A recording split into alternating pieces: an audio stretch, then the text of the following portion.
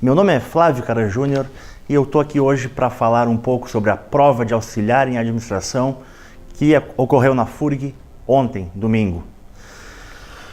Como professor de legislação, eu e o colega Anderson, estamos muito contentes com o resultado da preparação dada aqui no Quírios. É facilmente comprovado pelos nossos alunos que todas as questões foram vistas em sala de aula e inclusive em dicas num dia antes da prova. Para exemplificar um pouco, passamos à questão número 36 da prova de legislação. A questão pede o seguinte: considerando os direitos e deveres individuais e coletivos dispostos na Constituição Federal, assinale a alternativa correta. Dentre as 5 alternativas, a primeira, letra A, é plena liberdade de associação para fins lícitos, incluindo a de caráter paramilitar. Essa questão é falsa. Por quê? Porque não pode ser de caráter paramilitar. De acordo com o nosso artigo 5º, inciso 17. Depois, vamos pular para a alternativa C. Eu vou explicar por quê. A alternativa C. Poderá ser concedida extradição de estrangeiro em caso de crime hediondo ou político. Não.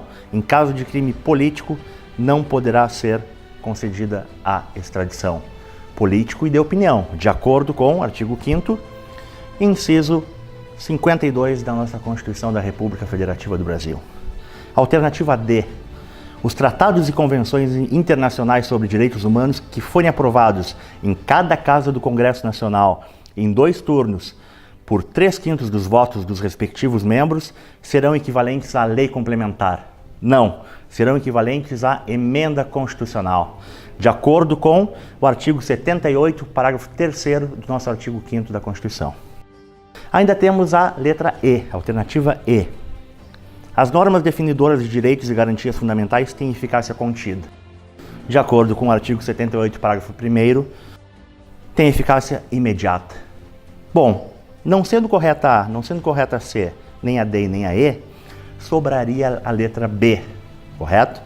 Entretanto, a alternativa ficou completamente desfigurada. Tá? Não sabe o que aconteceu, mas o texto simplesmente não faz sentido. Se ele estivesse em ordem correta, o texto, com certeza a B seria certa. Entretanto, será certamente uma questão anulada dessa prova, a alternativa B.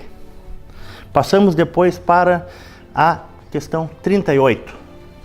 Quanto à educação, nos termos da Constituição Federal, assinale a alternativa correta. Começamos pela alternativa B. O ensino religioso de matrícula facultativa ou obrigatória constituirá a disciplina dos horários normais das escolas públicas do ensino fundamental. Não, porque não é de matrícula obrigatória, é apenas facultativa, de acordo com o artigo 210, parágrafo 1º da nossa Constituição. Alternativa C. Os municípios atuarão prioritariamente no ensino fundamental e médio. Não, os municípios atuarão prioritariamente nos ensinos fundamental e infantil, de acordo com o nosso artigo 211, parágrafo 2º da Constituição. Depois, alternativa D. Recursos públicos poderão ser destinados a escolas confessionais que comprovem finalidade lucrativa. Questão errada, porque não é lucrativa.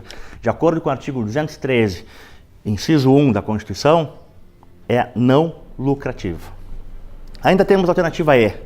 O não oferecimento do ensino obrigatório pelo poder público ou sua oferta regular não importa a responsabilidade da autoridade competente. Ora, de acordo com o artigo 208, parágrafo 2º, importa a responsabilidade. Voltamos para a alternativa A. As universidades podem admitir professores, técnicos e cientistas estrangeiros. Correta, pode. É a leitura do nosso artigo 207, parágrafo 1º da Constituição. Depois, passamos para uma questão de direito penal. A nossa questão de direito penal era a questão de número 40 da prova. Dizia o quê? Quanto aos crimes contra a administração pública, é correto dizer que, alternativa A, o crime de peculato consiste em exigir para si ou para outrem, direta ou indiretamente, ainda que fora da função ou antes de assumi-la, mas em razão dela, vantagem indevida. Errada. Isso não é peculato, isso é concussão, artigo 316 do Código Penal. Passamos à alternativa B. Retardar ou deixar de praticar indevidamente ato de ofício ou praticá-lo contra a disposição expressa de lei para satisfazer interesse ou sentimento pessoal, caracteriza o crime de condescendência criminosa. Não, foi muito visto em aula. Esse é o crime do artigo 319, é a chamada prevaricação. Passamos para a alternativa D, de dado. Concussão é o crime cometido pelo funcionário público quando este se apropria de dinheiro, valor ou qualquer outro bem móvel, público ou particular, de que tenha posse em razão do cargo ou desviá-lo em proveito próprio ou alheio. Errado. Esse tipo narrado é o crime de peculato do artigo 312. Houve uma inversão com a letra A e a letra D. O que tipifica o crime que diz em uma das questões é a conduta exatamente da outra. Temos ainda letra E. Funcionário público que revela fato de que tem ciência em razão do cargo e que deva permanecer em segredo ou facilita-lhe a revelação, comete o crime de violação arbitrária. Negativo. O crime é o de violação do sigilo funcional. Artigo 325. E por fim, passamos à alternativa C. O que narra a alternativa C? Exigir tributo ou contribuição social que sabe ou deveria saber indevido, ou, quando devido, emprega na cobrança meio vexatório ou gravoso, que a lei não autoriza, caracteriza o crime de excesso de exação. A alternativa correta está disposto onde? Essa questão que fala de excesso de exação, esse crime está disposto no artigo 316, parágrafo 1º do Código Penal Brasileiro. Todo o conteúdo, todas as questões foram vistas em sala de aula, inclusive nas dicas, e o mais importante, foi passada por toda a equipe do Quírios, pela equipe de legislação e por todos os demais professores, falando sobre a parte de legislação, foi passada exatamente a forma de estudar e o que era importante. Como podem ver, o que caiu na prova foi exatamente a letra da lei, e foi isso que falamos desde a primeira aula. Então, quer preparação forte? Vem para o Quírios.